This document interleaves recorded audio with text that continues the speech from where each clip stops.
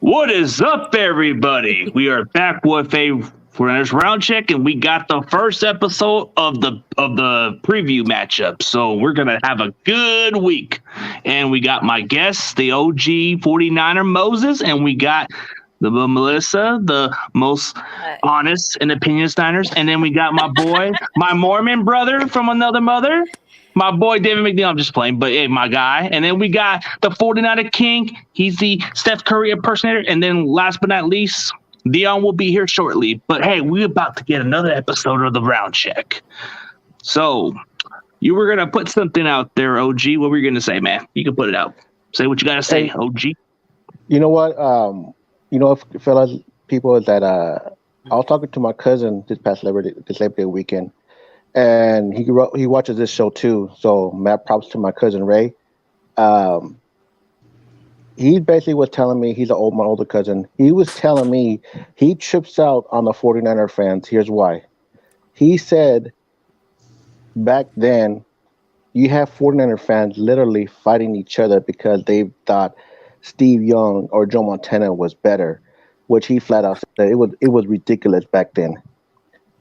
Compared to now, it's more about the media and the fans who are being so divisive, and nobody talks about the players because maybe the players are all right.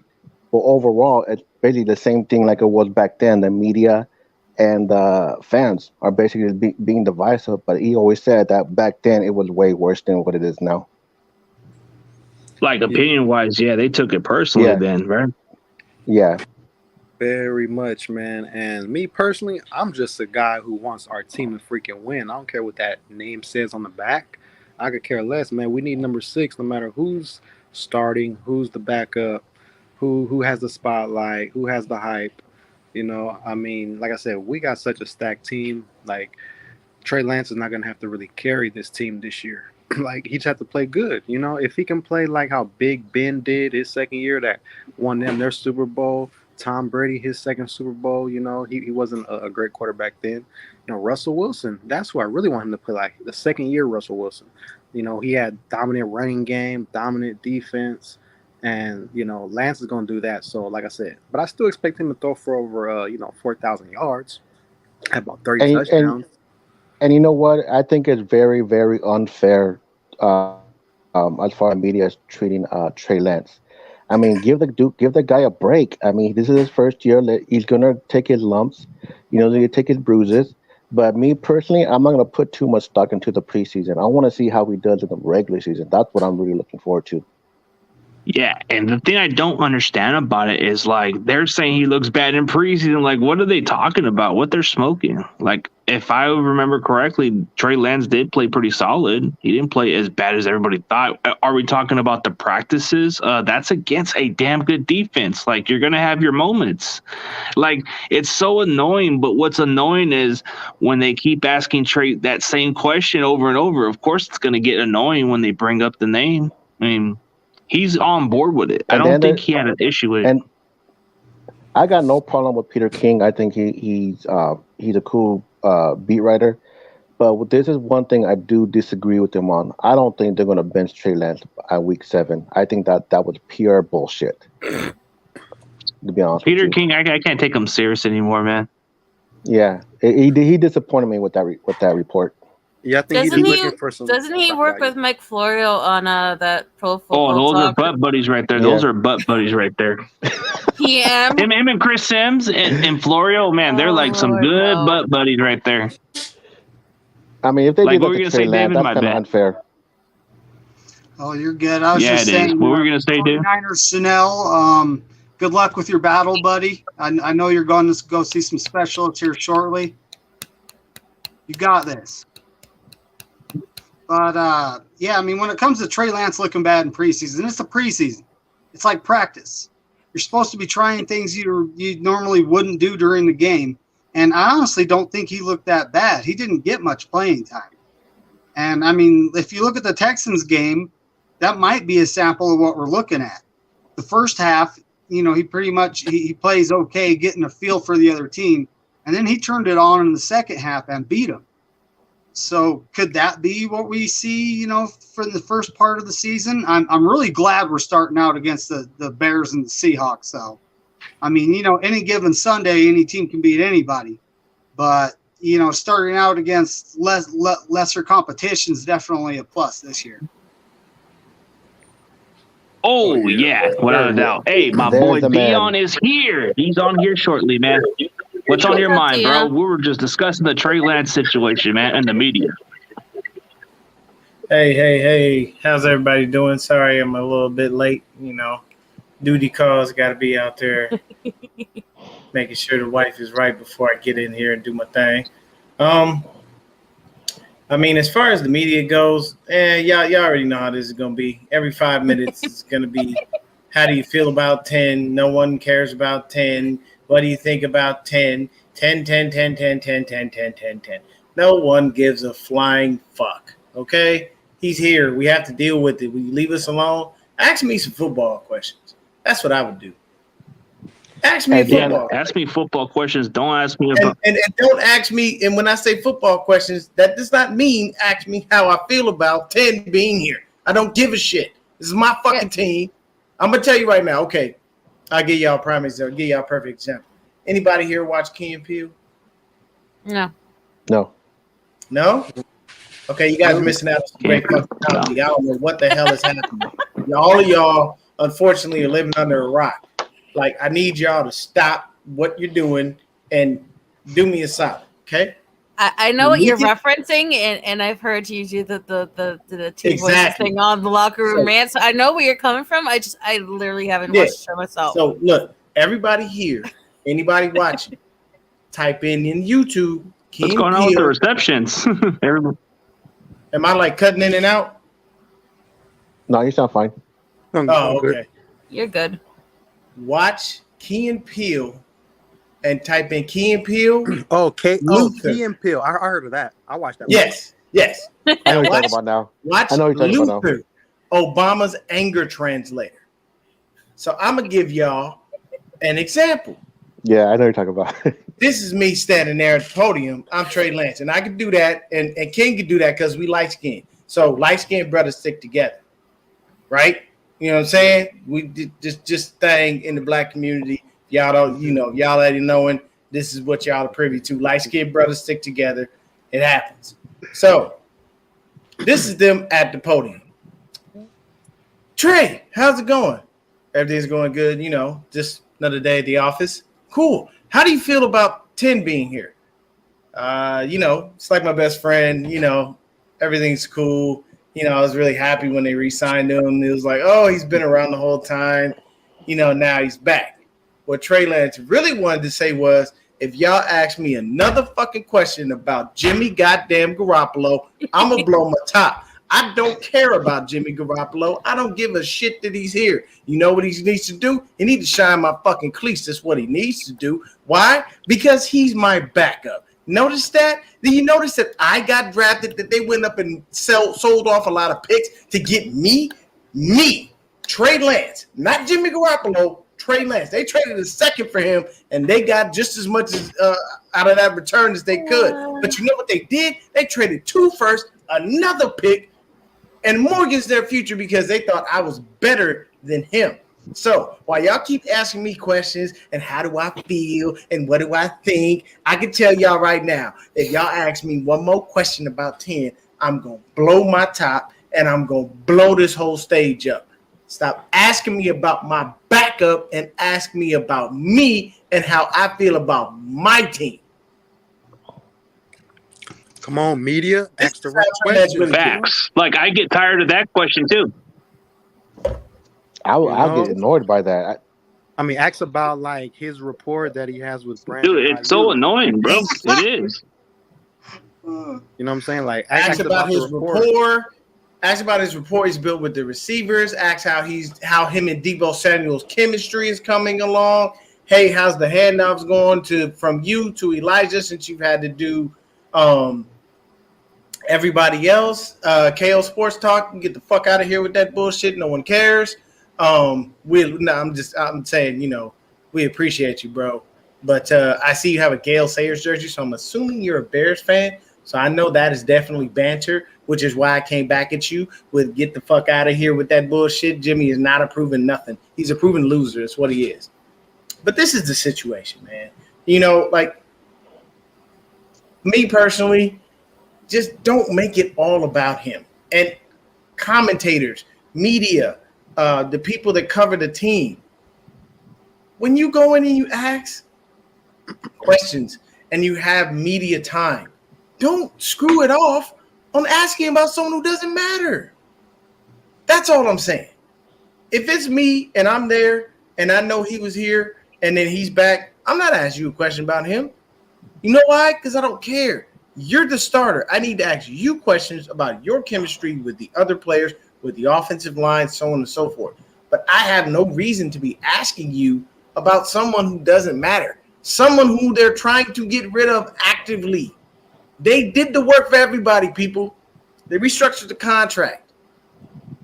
They made it a incentive-laden contract, base pay of 6.5 million. These are the things that they've done already. So they did the legwork for Don Yee, 10, and anybody else in the league that decides they want him.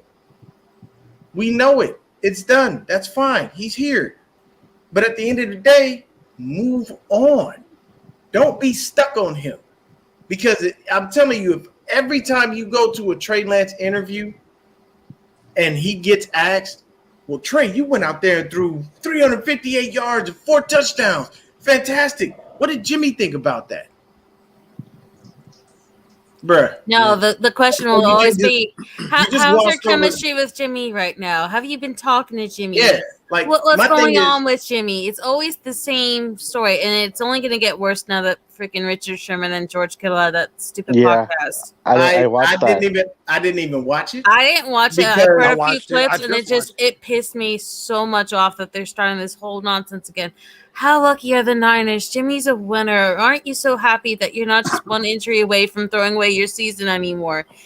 Wouldn't everybody love to have this situation? It's just the same song and pony again, and we're all so sick of it. Whether you're a Jimmy stan or you're a Niner fan or you're a Trey stan or however you want to define yourself, like it's the same old dog and pony show that we've been dealing with, and it's sickening. It really freaking is. And him, if the thing with me is, I know Sherm was like overly happy, and I'm not even gonna lie to you. When I saw Sherm on the field for that Texas game, that motherfucker looked like he was ready to suit up. God damn it! Yeah, he was like, you know what? Look, y'all got Charvarius. Y'all can put Uncle Sherm back. We throw E-Man in the slot. Then when JV get back, now we super deep. Like he really wanted to be back on the squad, and I don't knock him because the issue to play football never goes away. Yeah, and but Joe Staley, I think, was a lot like that the first year that he was doing that thing with Laura Britt and Mayoko and Dante Whitner. He was like, you know, I stepped away for a year. I kind of cooled my head off. I got a bond with my family, and then I'm back around this team, and there's the excitement, and there's winning, and there's my friends. I've been around these people, and you can't help that kind of feeling of wanting to bond with these guys. But the very fact that like Sherm is acting like he's actually gotten to know or actually been in a locker room with Trey Lance or like known what it was like with Trey and Jimmy in the same locker room it's really upsetting and annoying to me. What's annoying is that damn Bears fan throwing up shit, man. Is he that bored that you can't talk to any players, man? Get the fuck out of here, man, with that shit. To be fair, why are some Bears fans getting too cocky a little bit? They're playing against an actual good football team like us, bro. We're like at least one of the toughest divisions, bro. But I get being optimistic is one thing, but do you really think you guys are gonna beat us, dude? Like, I don't want to sound harsh. But I agree with some Packer fans now. I get where Packer fans are coming from. Bears fans are acting a little bit off. The cheeseheads. He's right there. He said, some of y'all spoiled. I wish I had Jimmy Garoppolo in the 2018 season. Not a cheesehead. Oh, yeah. See, he respects that part because he wished the Bears got into that situation. But go to the previous comment, CG. In 2006, they did get to the Super Bowl with Grossman, at least. Which Red one was Grossman? The word where he said the Bears going to run laps all over us. You guys, he's gonna run for his life, no doubt. He might run some laps, but he's gonna get hit. This close to winning that 2010 championship game if it wasn't for freaking Caleb Haney losing it to Aaron Rodgers the last minute and Jay Cutler being stuck on the bike. Like, that wasn't a beatdown. Like, you were like that close. If they could have went to the Super Bowl that year, they were that close. If Aaron Rodgers didn't like pull out the last minute win, like Green Bay's been cursed since. They're not cursed. They just have an awful quarterback, and I'll stand by that to the day I die. No, it looked like this. He said, okay, so this guy, he did state that Jimmy is a winner and Jimmy's a Bears fan. First of all, Jimmy's from Chicago. Of course. Okay, he's from Illinois. It wouldn't make sense for him to be anything but a fucking Bears. They're making a stadium right towards Jimmy Garoppolo's hometown. Yeah, like that's the case. I just came back from California from a fantastic weekend with my wife. You know what I actually saw? I actually saw a few Rams fans, and it was actually fucking amazing to see that they actually exist because I usually don't see them unless they're in the stadium. There's not many of them in the stadium. So, I honestly didn't know that they existed. And of course, you know me, I always got something to do with the Niners on me at some point in time. And I didn't have a hat that said Niners, but my keys, literally, I have a keychain, and it's a 49er keychain. Guy decided to walk up and talk crap. I said, look, you won your championship. You beat us fair and square. Congratulations. Let me tell you this. It won't happen again. We'll come back this year. We'll kick your ass all over Levi South. I said, if you haven't understood it, that's what we call SoFi. It's not SoFi, it's Levi South. Make sure you remember that when we go in there and hand your ass to you this year. And believe me, I'll be there to watch. Like, it's not like I was like you just won. I was like you had a championship. You had a parade that nobody showed up to. If that would have been the 49ers winning the parade, there'd have been a fucking line across the country to be able to get into anything that we were doing. You know why? Because we take over stadiums. Unlike the Rams fans, y'all don't travel well. You motherfuckers don't exist. The only good thing that's happened for LA since Matthew Stafford has got there is y'all won a Super Bowl. Congratulations on that. And Matthew Stafford is making more money than he's ever made in his career. You know why? He's actually in commercials. He did an AT&T commercial since he's been in LA. He just did a Little Caesars commercial right now. And I've been seeing aired consistently because Little Caesars is now the official pizza of the NFL. I don't know why y'all would do that. This fool. But Kale, I'll take your bet on this challenge. But hey, if your Bears lose, you got to egg yourself in the head. Deal? We're gonna win. Loser has to egg himself in the head. I have a bet going with two Bears fans right now. Do you even know if Roquan Smith is playing for you? And he doesn't even want to be on your organization anymore. Like, you got rid of Khalil Mack. You ruined his time there. You alienated Roquan Smith. And, like, you have Equanimeous St. Brown, like, the worst Packer receiver ever on your team. You brought in Jimmy Graham, a burnt-out tight end for the Packers. Like, receiver from Jimmy the Graham cracker. And the fifth best receiver from the Kansas City Chiefs. That's last name after Chip Brand. And you have Dante Pettis, who we all hate. They got Dante Pettis. Who? Oh, Dante Pettis. Yeah, exactly. Dante Katz Pettis. The bust. The soft bust. Sorry. But see here, so he says, now this is something I agree with him on. He says Aaron Rodgers, in terms of resume, is overrated, but in terms of talent, is one of the best throwers of football that I've ever seen. Those are facts. Aaron Rodgers is one of the best throwers of the football. I guarantee, I'm going to tell you right now, there's not a better deep ball thrower in the league than Aaron Rodgers. Does it really matter? I mean, Aaron Rodgers. But I'm just saying, to his point, he makes sense on that because, yes, you have one Super Bowl to show for your whole career, and the number one thing you can't do is beat us in the playoffs. He just What Exactly. he can't, no what he matter can't do what. is win a championship to save his life ever since the first one where he got lucky.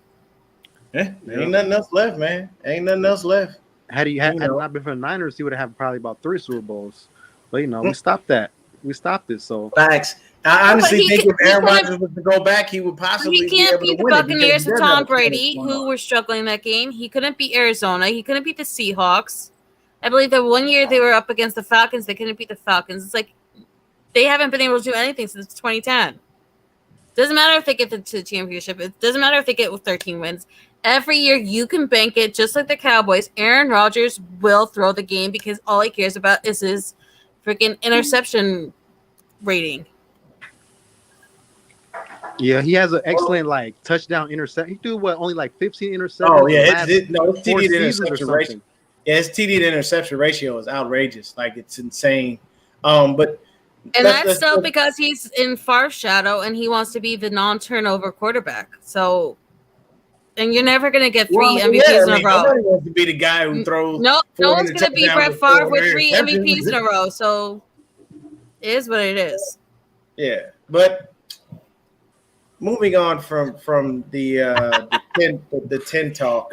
Sorry, I have to because I don't even want to spend a lot of time wasting. Trust me, I don't want to address my take on How do you? All right, let's go around in a circle. CG, how do you feel about this running back room, man? I love it. I feel like dude. how do you feel about this running back room, CG? Let's go. Oh, dude. Okay, from a scale from last year's running back, I give this running back a little bit above better because when you look at it, dude, Jeff Wilson wasn't even at his best last year. He was coming off an injury. He looks more explosive than he's ever been. And then you got a guy who's physical, will run your wheel. But then you got Elijah being your starter, of course. But when you got Elijah Mitchell and Jordan Mason, bro, that's talented, bro. I've seen last year was solid, but I think this one's more impressive, if I'm being honest. All right, OG, how you feel about this running back room? I feel great about it. You know what? I watched what's the name, Jordan Mason. He does somewhat kind of remind me of Ricky Waters, somewhat. Oh, that's high praise right there. Yeah, They say he's the next Marshawn Lynch. it's the way he runs. Lynch. It's the way he runs and the way he trucks people. I like it. So, Melissa, we're going to save you for last because you clapped your hands like you were ready to give everything. So, King, talk to us, baby. How you feel about this running back room? Elijah Mitchell, super elusive, super talented. He's going to be the lead dog. Got TDP just trucking fools a la Michael Turner. And freaking Jordan Mason looking like my Oakland, California native Marshawn Lynch out there. He going to be that dude. That's going to be an excellent trio, man. That's depth. Give each other breathers, further drives, further games, put the pounding on defenses, make them wear down every single game. And I'm gonna love this. That's why Lance just hand the ball off. You got. Yeah. I mean, we got weapons in the passing game, of course. Samuel, Ayuk, and Kittle, but we can play smash mouth football too. Nobody wants to play that. You see big old Trent Williams coming at you. Woo! Big old Trent Williams. It's a truck. That's a truck coming at you. No, that's not a truck. That's a goddamn Willie Mammoth coming at you. Like, we're on record to break the NFL all-time rushing record by. There's one thing that I will say because I want to let David get in on this. But there's one thing that I will say: it's unfair to put anyone opposite Trent Williams. It's not fair, especially a linebacker or a DB. If I'm a linebacker or a DB, I'm gonna tell you right now, my coach is gonna be screaming his head off because I'm making a business decision, and the business decision is not to become a fucking poster.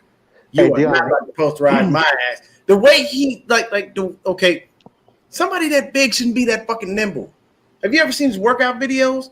Oh, it's intense, bro. Insane. That's not supposed to happen. For a big man, doesn't have to damn big and that fucking athletic. It's just it almost scientifically seems impossible. But he does shit that people can't do. And with that being said, I'm gonna bring it over to David McNew. How you feel about this running back room? I honestly think it's better than the running back room we had in 2019, and those guys are pretty good. Yeah.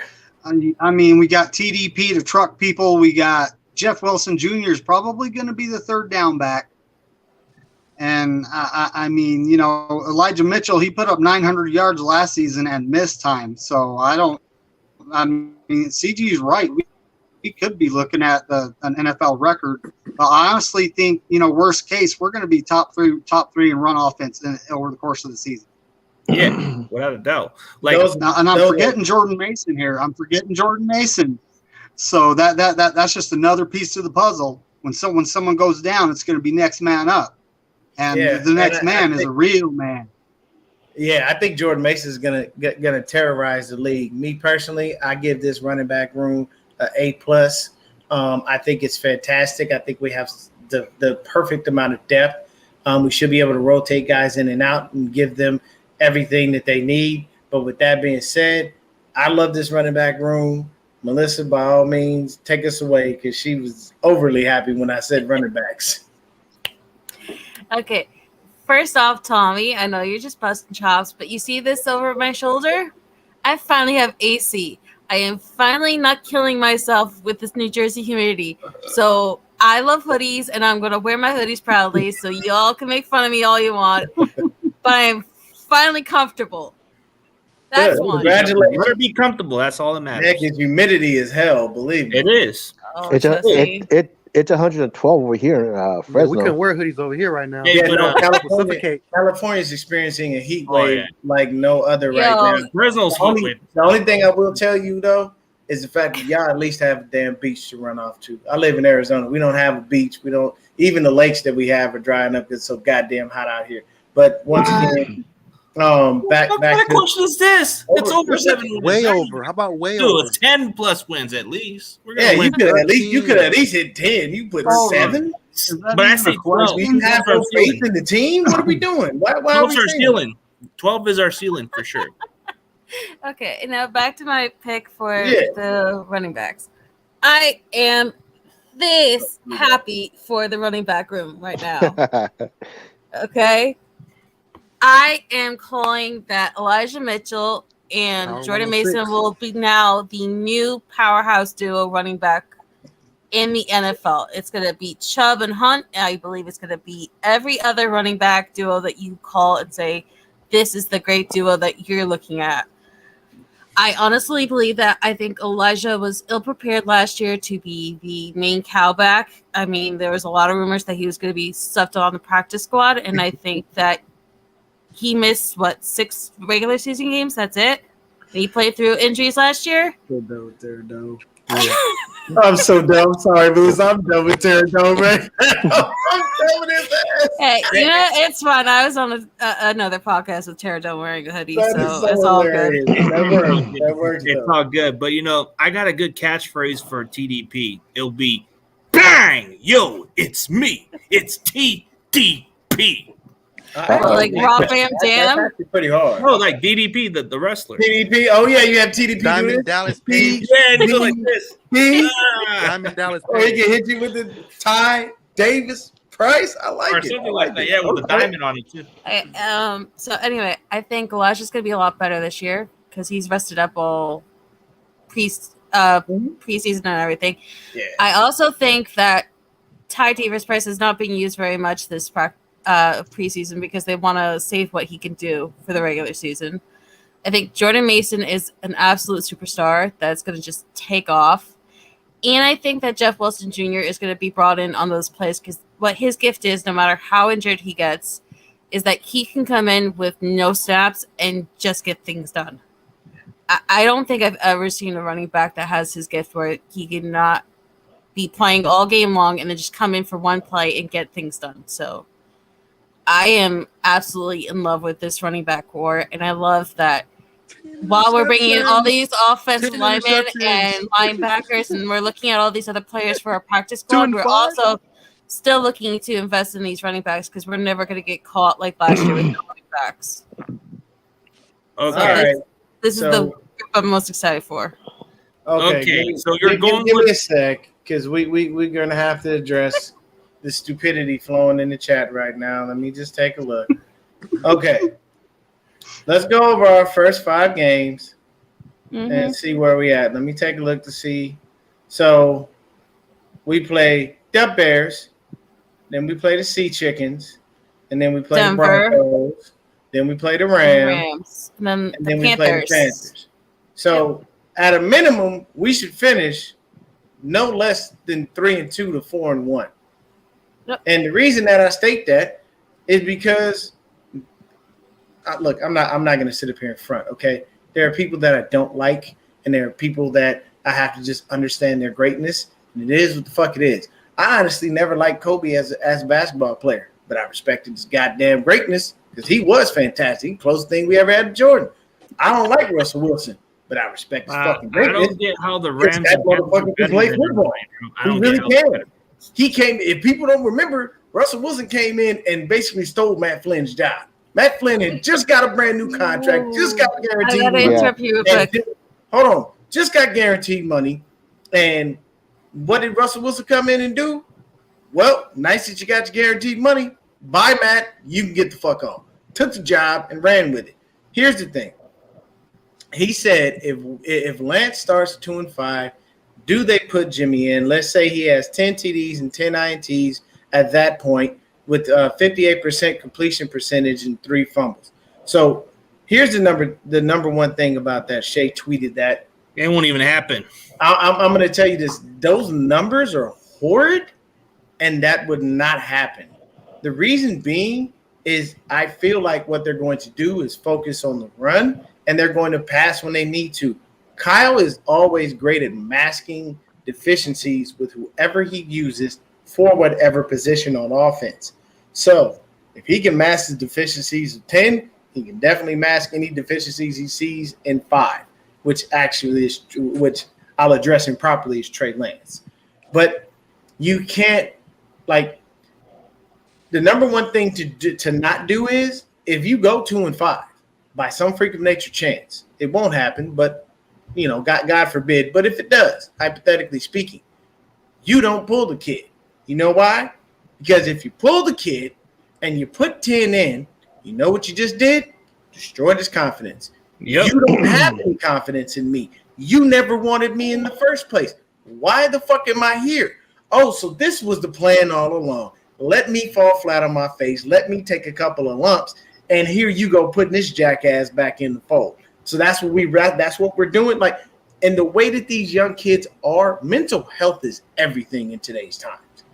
So do not mess with that young man's mental health by pulling him because he's not giving you what you anticipated.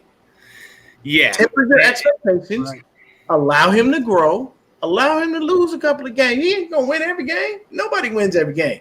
When the last time a team went undefeated? The Patriots? And what did they do? They did all that work. They choked. Technically, the only undefeated team left is the 7-8-2 Dolphins. The last thing we need is a negative shit, bro. We don't need that here, man. Like if you really are, if you're a Niners fan with perspective, but if you're just another fan just hating on my team, bro, I can't waste my energy with that shit.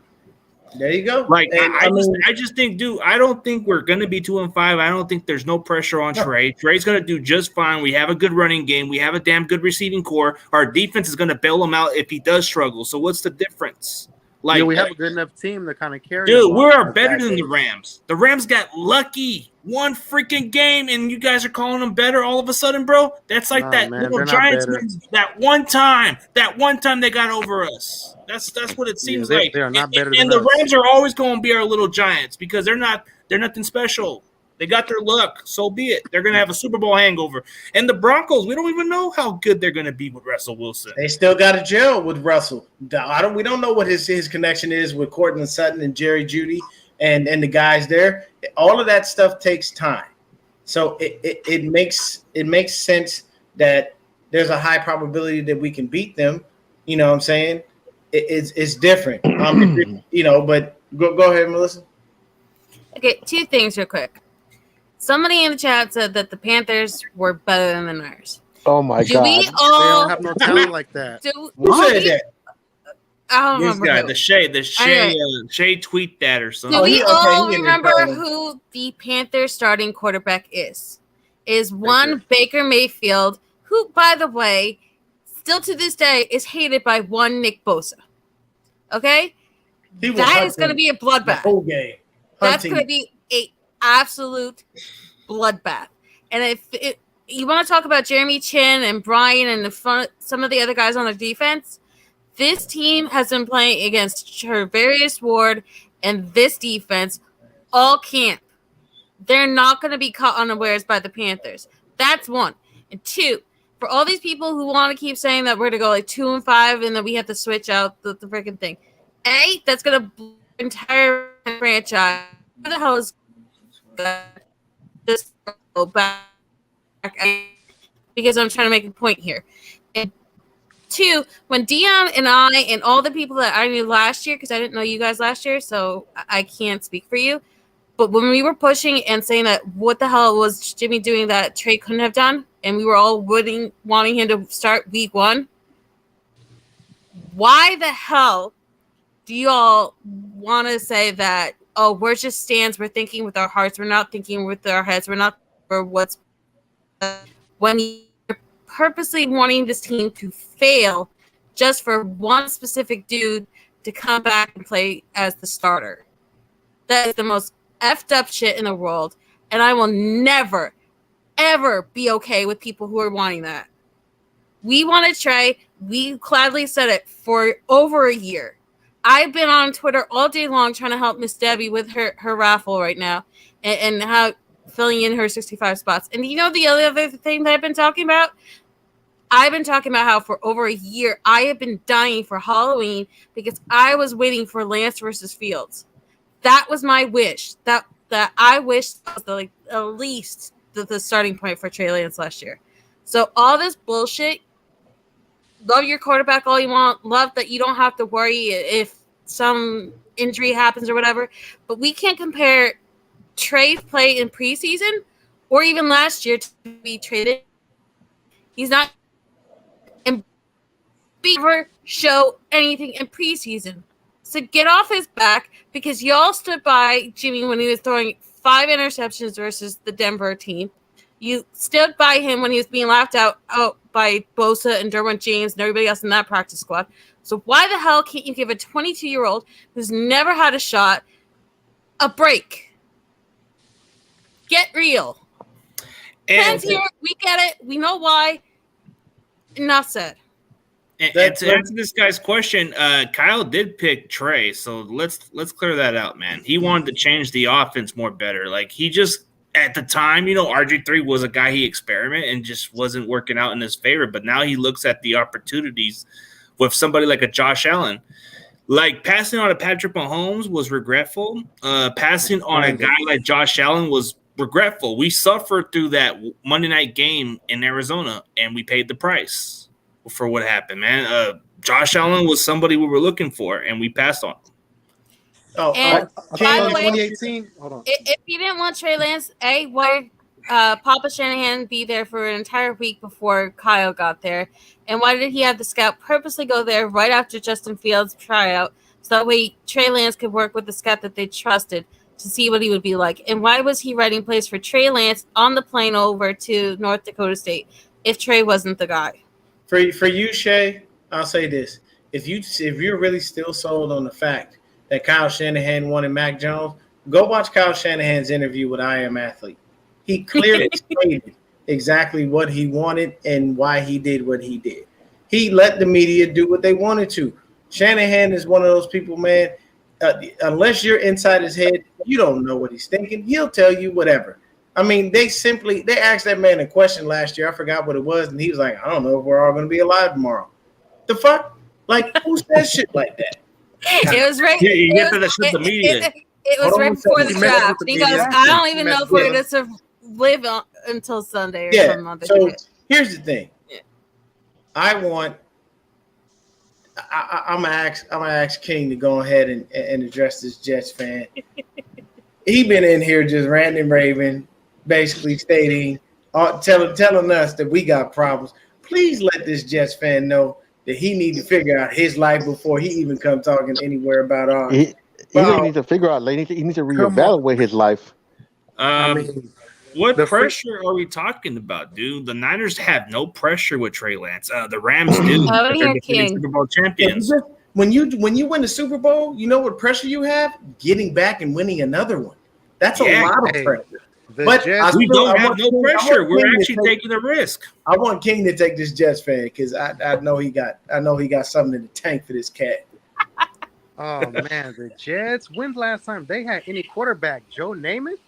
I mean, they have Vinny Testaverde, Butt Fumble Sanchez, Vinny Testaverde, Mr. Butt Fumble, Mr. Eat a Hot Dog on the sideline, Sanchez. You know, he's kind of average too. You know, I mean, Zach Wilson looks like a super bust. I mean, come on now. The Jets fans should not be saying anything, man. They're third in their New York area to the Bills and Giants. You know, I mean, the Giants suck too, but they won some recent Super Bowls. Actually, I live in New Jersey. The Jets are fourth behind Philly.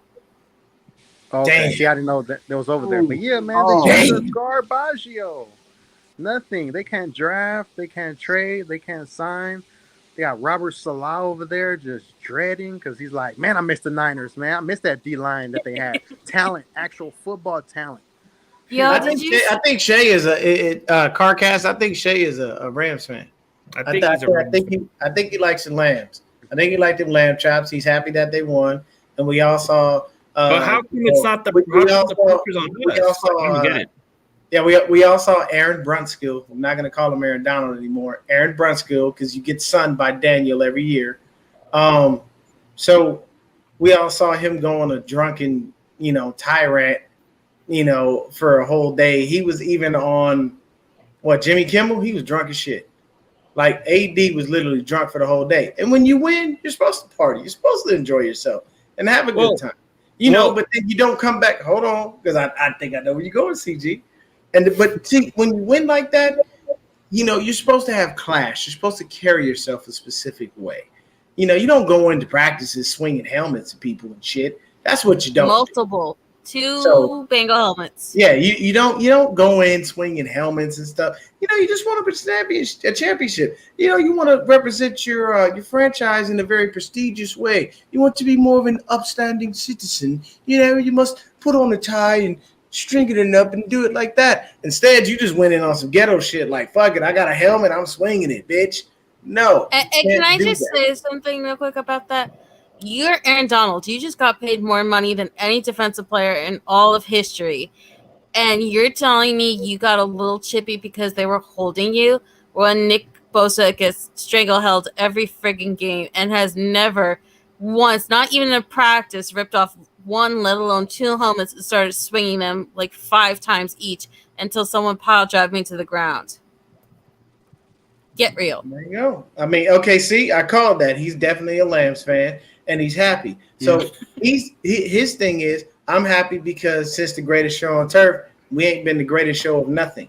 And now you got a ring after all that time. And that's fine. You know what I'm saying? Hey, enjoy your moment, have it. But here's the thing. It's a new season. Everybody's 0-0. So you're not better than anyone else. At the end of the day, when we go into Chicago, what we're going to do to the Bears, it's not going to be fair. I hear a lot of chatter, and I've got a really good friend who's a Bears fan, and I'm talking all Chicago, all Illinois, everything, Fighting Illini, the whole nine. The only thing we really have in common is the Bulls. But he is telling me that Justin Fields looks fantastic, and he's mad that we passed on him. And I've seen on Twitter and social media all day that make the 49ers regret that we passed on him and all that other stuff. You know what I say to that? Show me. Show me something you feel.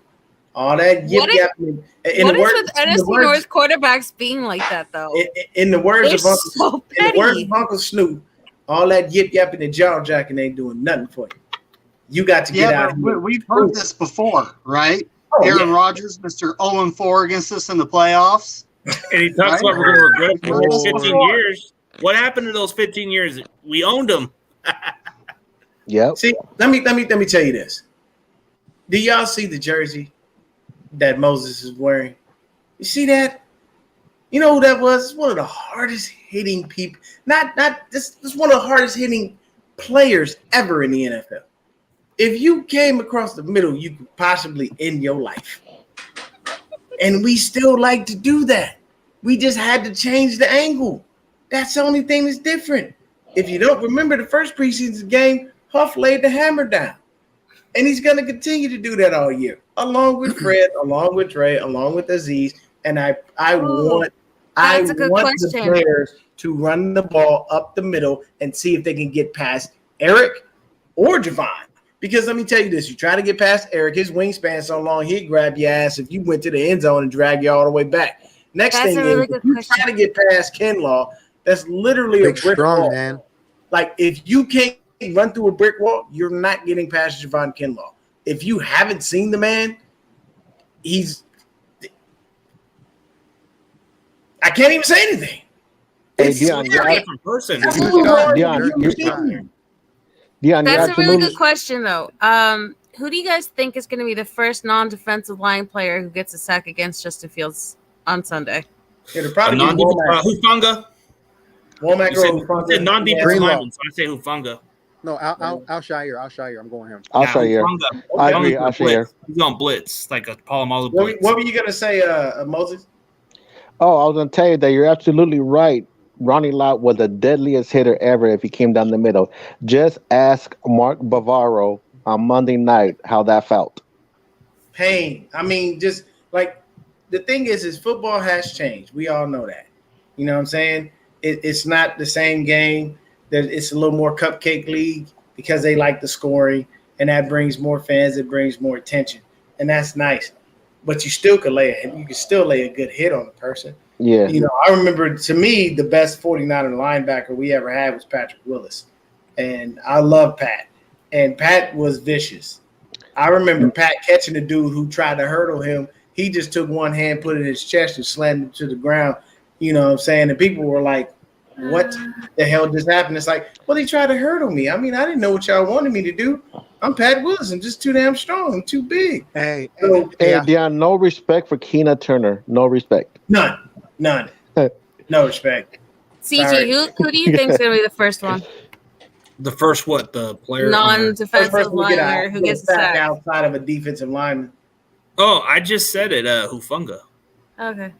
Because he's going to be like using in some blitz passage. I bet you he's going to do one of those little Palomalu plays. I got one. You heard mine? What? Oh, mine's Al-Shaair. No. Okay. Moses. OG was about to say something. He says, I got one. Womack. See, that's what I said. They'll send him. Yeah, that's really nice hearing that after you gave us crap for Womack, though. No, remember they used to send the Shark on nickel blitzes. Yeah, yeah. He was good at that, and I'm gonna tell you right now, Womack does not mind getting physical. So because of such, I could agree that he possibly would get one. Go ahead, King. Hey, just remember, guys, that said Womack is my guy. Nah, he is.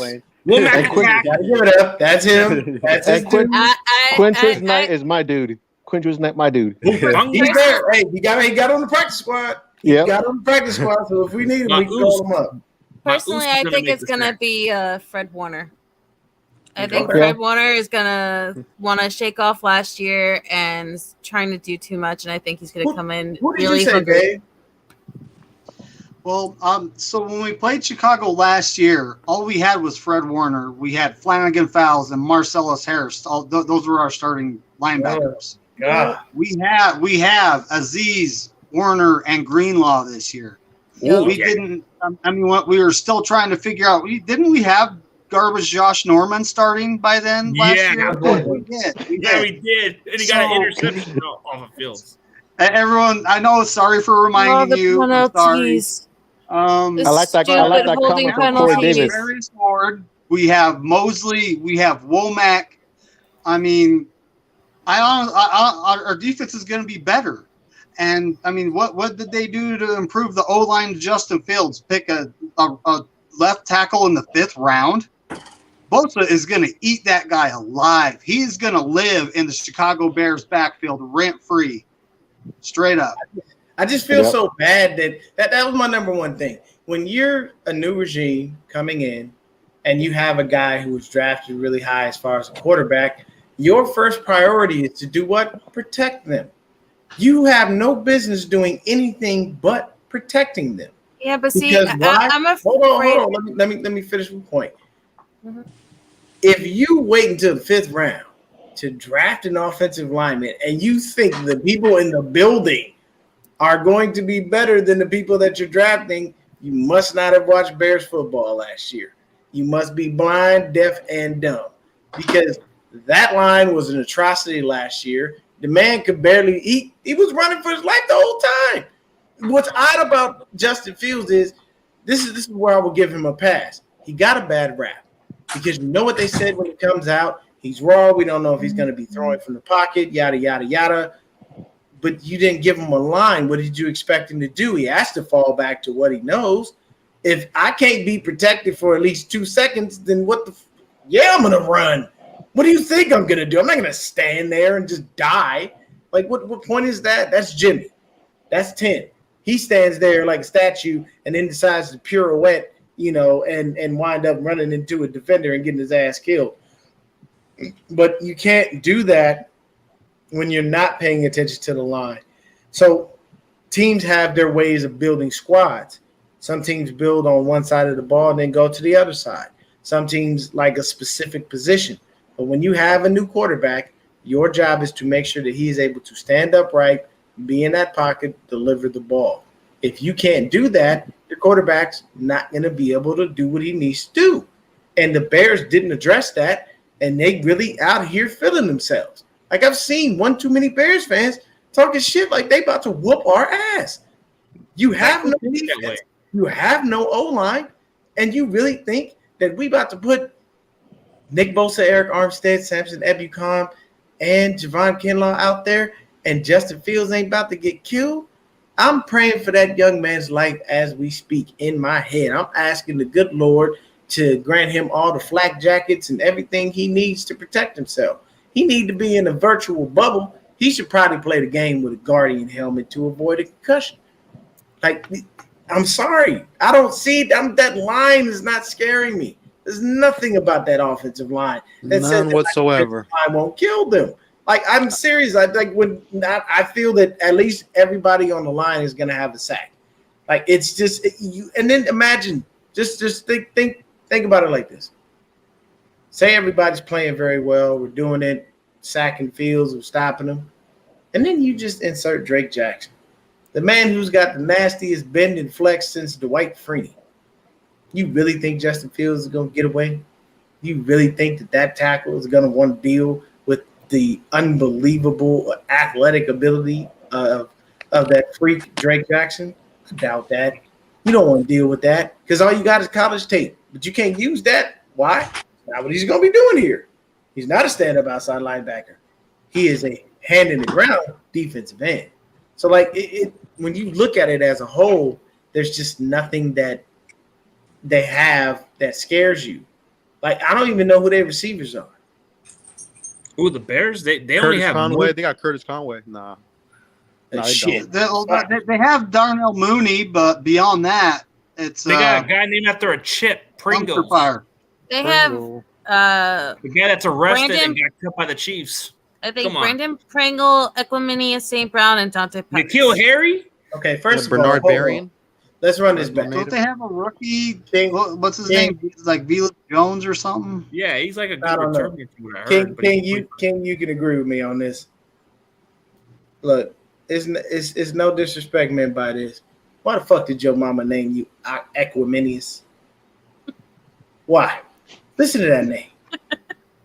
That's literally his name. There's two St. Browns in the north. There's Amon-Ra St. Brown that's on the Lions, who's actually really good. And there's his brother Equiminius, who cannot do a single thing for the Packers and flamed out there. Your name is Equiminius. Like, what? And he's like the sixth best receiver on the roster, on the Packers roster. And I'm gonna tell you right now, you know what that is? And I'm not even gonna front you. That's some Southern shit. I was named after my grandpappy. He was named after his grandpappy, and then he was named after his great grandpappy. Look, okay, we need to stop trying to be clever and fucking unique with these goddamn names. Okay, give somebody a regular ass name. You know what I mean? Oh, Dante Pettis. Man, all these long black names, man. Come on. Hey, look, I don't even know how to and spell that. you know the reason. Father though was legit though. He was what was that? World's Strongest Man, the bodybuilder type kind of guy. They showed that on Hard Knocks. I don't know. Papa St. Brown. Oh, but see, like, think about it like this. When you hear all these crazy ass names, this is why Key and Peele was able to come up with that skit with the football players and give them all kinds of fucked up ass names. Why? Because you're like, what in the hell is this? Who you? Okay, I don't. Some of these people. Okay, they literally, and I swear to you, you can look it up on. I believe it was either NFL Network or ESPN. They literally challenged somebody to spell Barkevius. Mingo. Yeah. And they screwed it up like 3 times. One dude came in and just got it right off the rip. But I mean, like, some of these names just be out fucking outrageous. I'm sorry. You know, I would never name my child Aquaminius.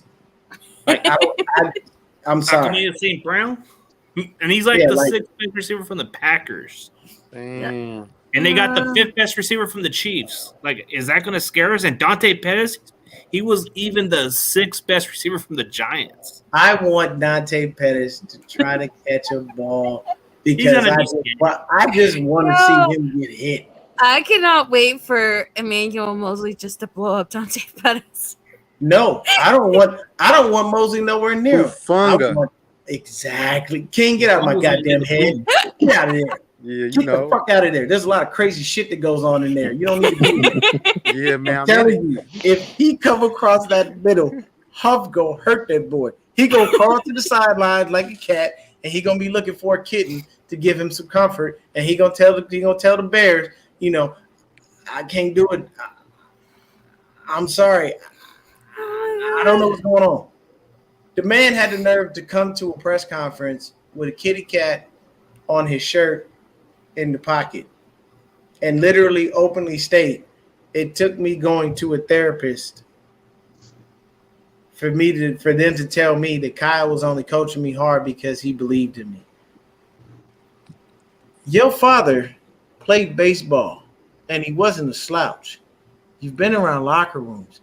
You mean tell me your daddy and nothing that happened in them locker rooms showed you that when a coach coaches you hard, they believe in you and they want you to win? That they're not just riding you to be a dick, and you a grown ass man, and you've been around sports all your life, and you need to. Didn't he say that right before he got cut, like 3 or 7 weeks later? Like I think that was him laying the groundwork to say, like, I'm still coachable. Please don't take my past comments where I whined about my coach being too hard on me seriously. I mean, I think that was like damage for what he had said in the past. Life goes on, man. I'll tell you this: I expect us to have several sacks, and I expect us to have a few interceptions when it comes to this Bears game. I am going to bring on my buddy that I just stated was a diehard Chicago everything fan, because anytime we play the Bears, I bring him on. I do not go look for other Bears sports fans because he is that guy. Okay, first of all, look, man, Tommy, you need to just stop being upset, okay? The Dodgers are one of the greatest teams in the fucking major leagues, and so are the Atlanta Braves. And I'm sorry that your fucking Giants are trash, all right? Hey. Okay?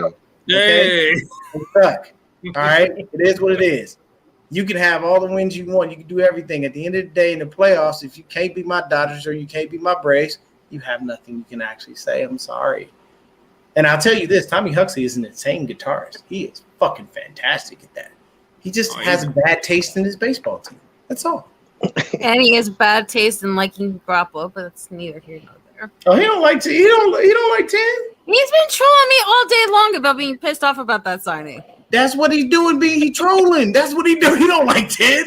Huxley hates 10. Tommy's one of the best trolls in the business. He don't like 10 at all. Fuck them, please. I wish he would say some shit like that. Hey, Tommy, I sent you an inbox, man. Go check out the inbox on Instagram. You're gonna 9.5 sacks. Do you think it's over, under, or a push for the whole team on Sunday? We're going over 9 wins. No, I said for sacks. Sacks for Sunday. We're gonna dominate the Bears. We're gonna 9.5 over, under, or push. A push, because I think we're gonna play a dominant. I'm gonna go under. I'm sorry. I don't think we get 9 sacks. We'll get 8. We'll get 8. 6 sacks at this point. What you thinking, OD? Fields Did he averages froze? 6 Oh, per me? game. I think yes. Yeah, you. I said, OG, you the only OG. Did he wake you? Did he wake you? Did he wake you? He took a low key nap right now. I'm not even bullshitting. I'm over here Yeah, looking fuck outside. Ohio State Buckeyes. I think seven. I think 7 sacks. Ooh. I call them suck guys, the Ohio State suck guys. I don't like them, Okay, John Jay. Chicago Sports Talk, Michael. Yeah, that's the one that's been talking a little too hype. He was the one that said they're going to score 51 against the Niners. Come on, this guy's the funny. He's Don Burr. That's Don Burr. That's Don Burr's son right I got there. Cat That is Williams. Don You Burr. shouldn't have been talking shit on standby just for him. Is that Don man. Burr's kid right there? Because I swear that's Don Burr's kid. Whoever that person is, they need to stay off the meth pipe. That's for sure. Yeah, hey, look, man. Yeah, don't do drugs. You know, it's not cool. Did you guys see that in Breezy's pod earlier today? Some guy said that they were gonna have 70 points on us, and we were gonna have none. Their takes is crazy, bro. Okay, so now he said Oh. he never said it. He said Oh, you he were never said joking, it. Go to John the Jay? curtain. He Okay, said he you never were said saying it. it. Okay, John Jay He's right said there, okay. he said, I ain't never said that. Okay, you Okay. never said that. I guess John was joking about the 51 points. I guess. All right, so let's keep it a buck. To anybody in here that's Chicago Sports Talk, do you feel like you're gonna win the game? By all means, let us know. Oh, he's gonna tell you yes. He's such He's an gonna ass. say that. Since the schedule came out, he has been doing nothing but talk about how the Bears are going to beat us week 1. Oh, this Yeah, guy. I mean, we're talking 6 months ago. Yeah. Oh, this guy right here. So he's the Don Burr Yeah. of the season. Yep. Oh, He's the butter chicken of this group today. You know what? Look. Let me say this. It's okay to believe in your team. You have every right to do so. At the end of the day, you need to be a little realistic. You know what I did when we had Jim Tomsula as a head coach? Even though I wasn't doing, the channel and social media like that. I thought we were going to lose the Ravens. I didn't believe we was going to win every fucking game. I felt like we was going to lose a lot more than we won. And what happened? We looked like hot shit on a stick. So, Dude, I didn't. I'm think we would realistic. be more. I'm just sorry. When I look at the Bears and I look at the Niners, if you just look at the teams on paper, it's an automatic L for the Bears. I'm sorry.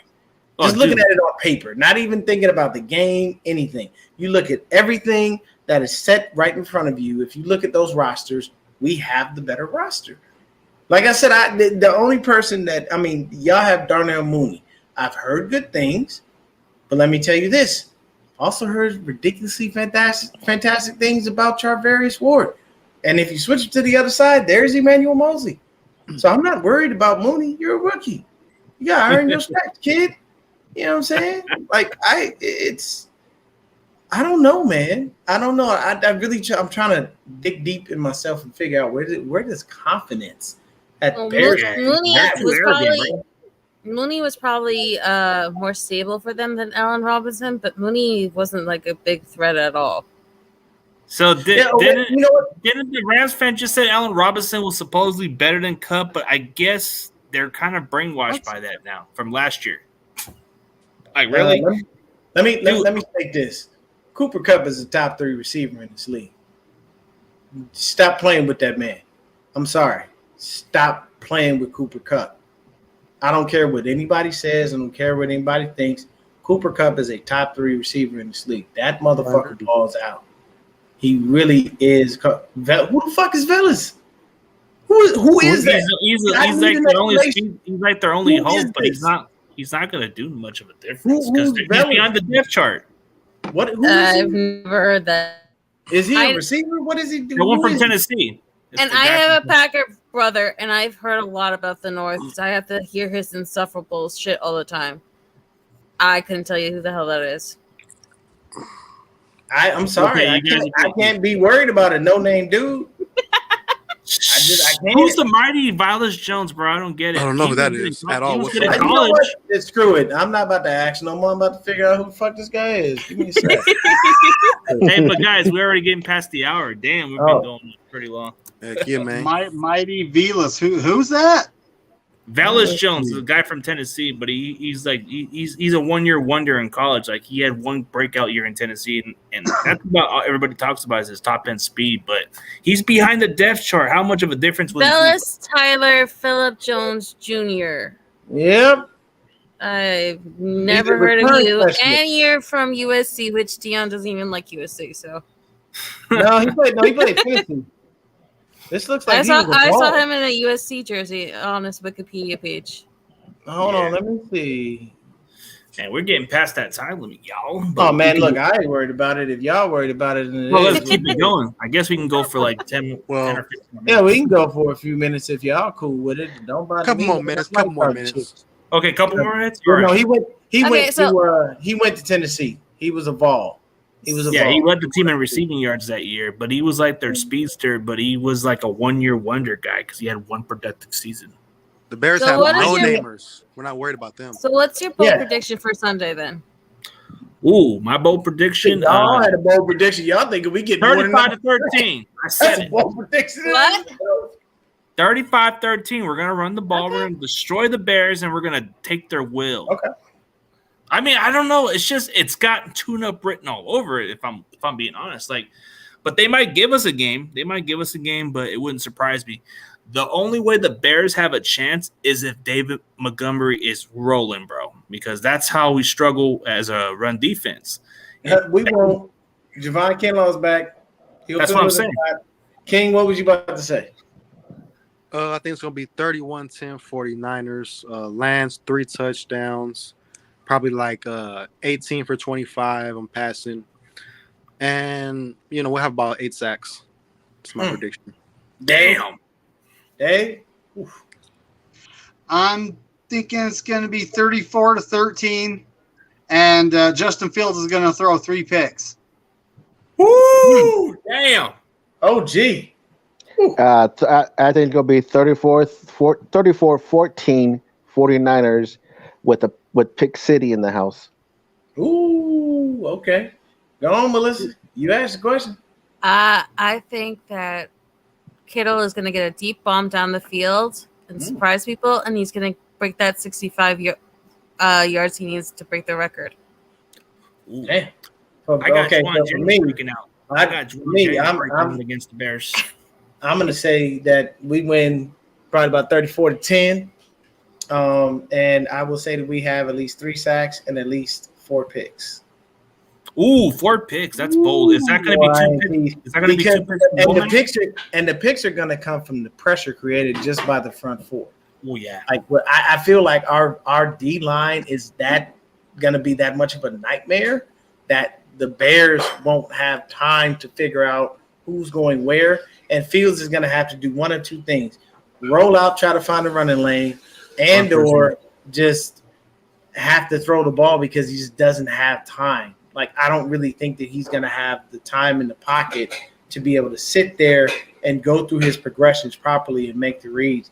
I think whoever's game planning, y'all better figure it out and make sure that you're getting the ball out of his hands as quick as, oddly enough, 10, because he does have a fairly quick release, even though I don't like his ass. But, that's you don't laugh. You know I had to say. Well, it's going to rain in Chicago, so I can't give him a compliment without saying how much I hate him. That's not why I'm laughing. It's just It's gonna rain. So it could be a low score game then. Damn it. Yeah, if it's gonna rain, we probably have to run the ball like fucking crazy. Okay, Yeah. so We're looking at 20 to That's what we're 7. good at. I could see it being as low as 17-6, and even then, I'm being generous because Bears kickers have a way of screwing up just like Viking kickers. Hey, if 20 it to rains 7 out seems there, fair. we'll probably shut them out. To be Oh honest. no, yeah, because Chicago Sports Talk, Michael said today they have about 60% chance of rain. So yeah, with that probability, I guess you could. Hey, look, man, you can still get 34-10 because you can just hand the ball off to Elijah, TDP, Jordan. Unless he doesn't slip. You can hand it off to Jeff. We have options. Just saying. Dude, We look can at the run the ball. Washington game. The Washington game we had, we scored 9 points on a rainy day, and that was Dion, ugly. do you think all the linebackers or all defensive starting linemen get sacks in this game? Because I want to see like a Vikings kind of game where it's just like everyone in one position group tees off on. I think it's gonna You be get a sack. Everybody gets a fields.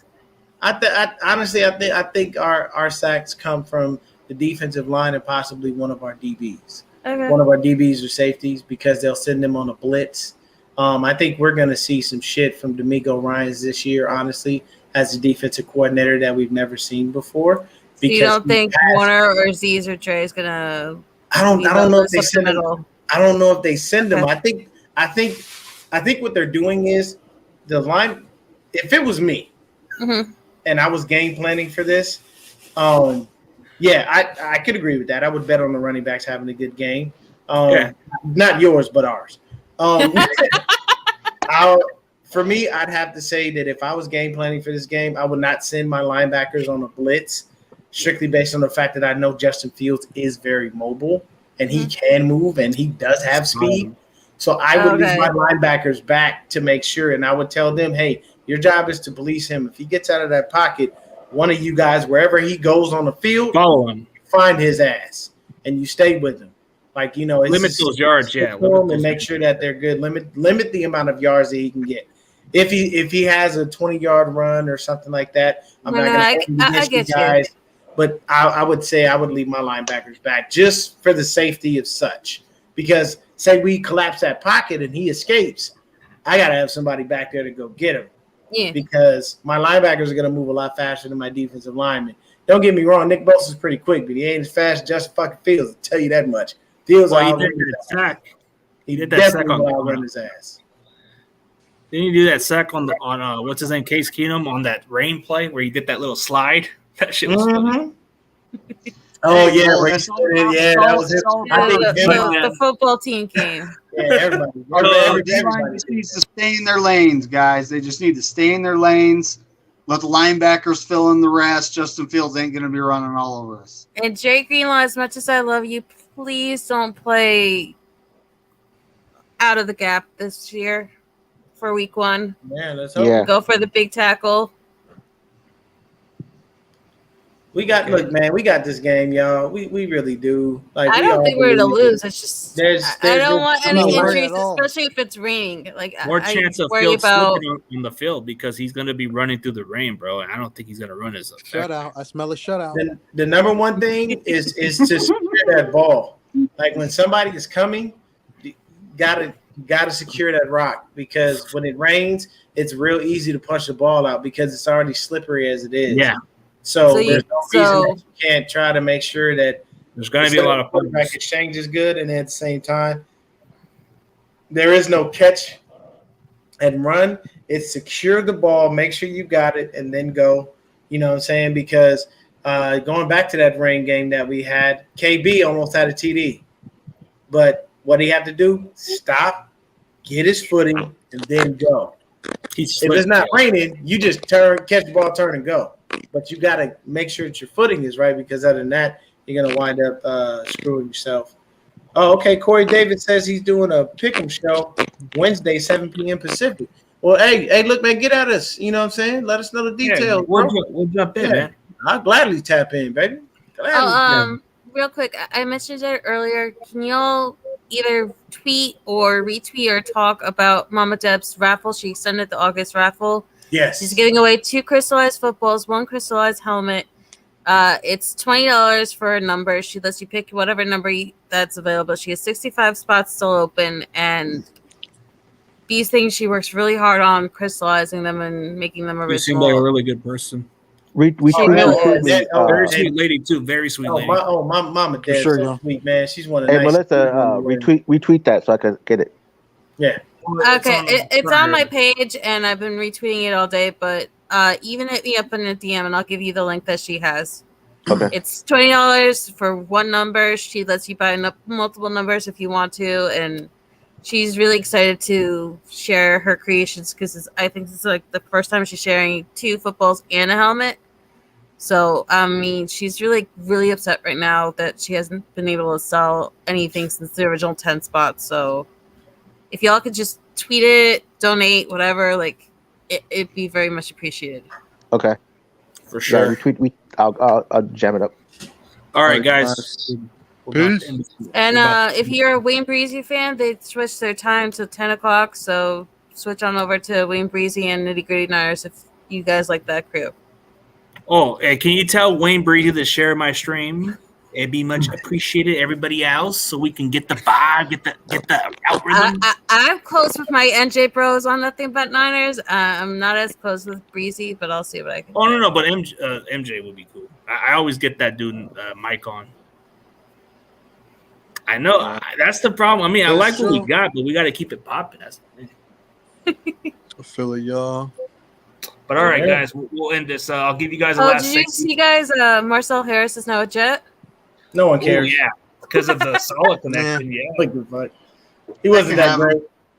I laughed so hard. There was Marcel Harris. There's Solomon Thomas, Quan Alexander, Lincoln Tomlinson. You had Richie James. You had like almost the entire game last Sunday, full of Niner players on both sides. It's a smart thing to do when you've already got a rapport built with the coach. No, but on the Giants as well, though. That's make your life easier. Make your life easier. Go where you know somebody. Hey, sometimes it's not what you know, it's who you know. It's who you know and the connections. Yes. Let's go, PG. Drop it on them. Give us these last words. Yeah, give us last words, King. Oh, so yeah, man. Niner game. We were gonna win by a couple touchdowns. Since it's raining, I think it's gonna be a shutout. So like I said, we're gonna get our hands on a lot of footballs, couple forced fumbles, couple interceptions, and we're just gonna pound the rock, man. We're just gonna just beat them down, and I can't freaking wait, man. So stay tuned for a 1-0 start. I think it's pretty close to guaranteed. I know people don't want to hear that, but I'm gonna say it. Guaranteed. Yeah. So yeah, guaranteed victory, y'all. That's what I gotta say. And like and subscribe to my channel, y'all. All right, so Moses, you're next. All right, what's up, everyone? I'm excited about the season. Against the Bears, gonna be easy work, 1-0. Still gonna predict that be 34-14. And before I go, I gotta say what's up to all my Mexicanos. Happy in the Mexican Independence Month. Viva la raza! And follow me on Twitter, OG49er559.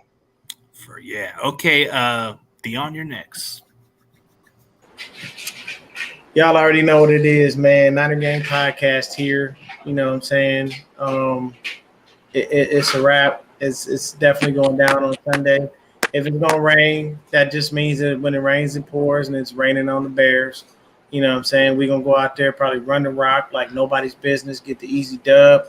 I don't see any problem with us beating the Bears.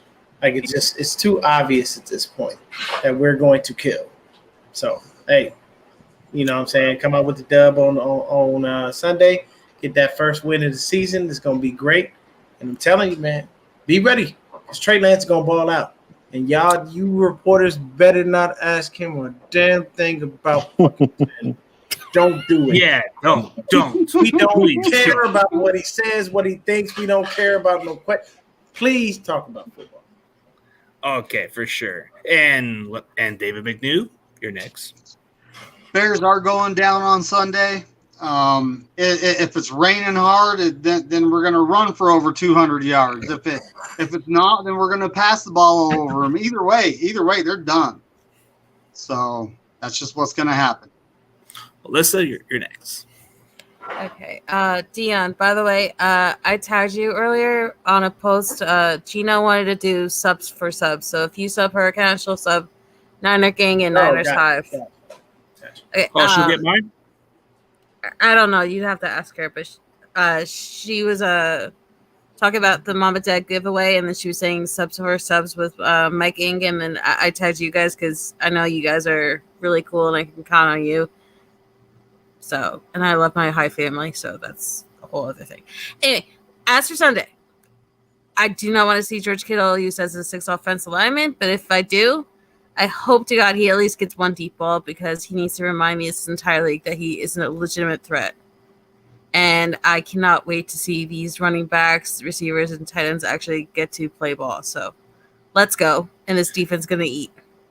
Hell yeah. And first of all, we're looking forward to next week, but there is no ifs and buts about this game. There is no excuses on the 49ers. We are a better football team than the Bears. So we are a better road team. So this is in our favor. Trey Lance has everything to succeed. There's no excuses. So we're definitely going to make a statement, and we're going to let it be known that this is Trey's team, not Jimmy's. That's going to be the true test. Season opener, I'm excited. Hey, can I ask you guys a question real quick? That Vikings game, was that at home that we lost in 2018 to start off the year? Yeah. No, it was at the Vikings game. It was at the Minnesota. Oh, was that Minnesota? Okay. Mm-hmm. Okay, so aside from Minnesota and I think 2017 as well, we haven't lost week 1 when we're on the road. Yeah. We won against Tampa. We won last year against the Lions. It just happens. Yeah, we were good on the road. That's the thing. We were really good at the road. Except in Seattle. I don't know why. But all right, guys. We beat them in the playoffs in 2019. No, that was the Packers. That was the Packers. Oh, yeah, that's right. It was the last game of 2019 to take the division. You're right. Yep, pretty much. Jake and Ma. All right, guys. I'm going to catch y'all later. But, hey, Bye. It's a great show. Let's get it. All right. Peace out, y'all. Great show.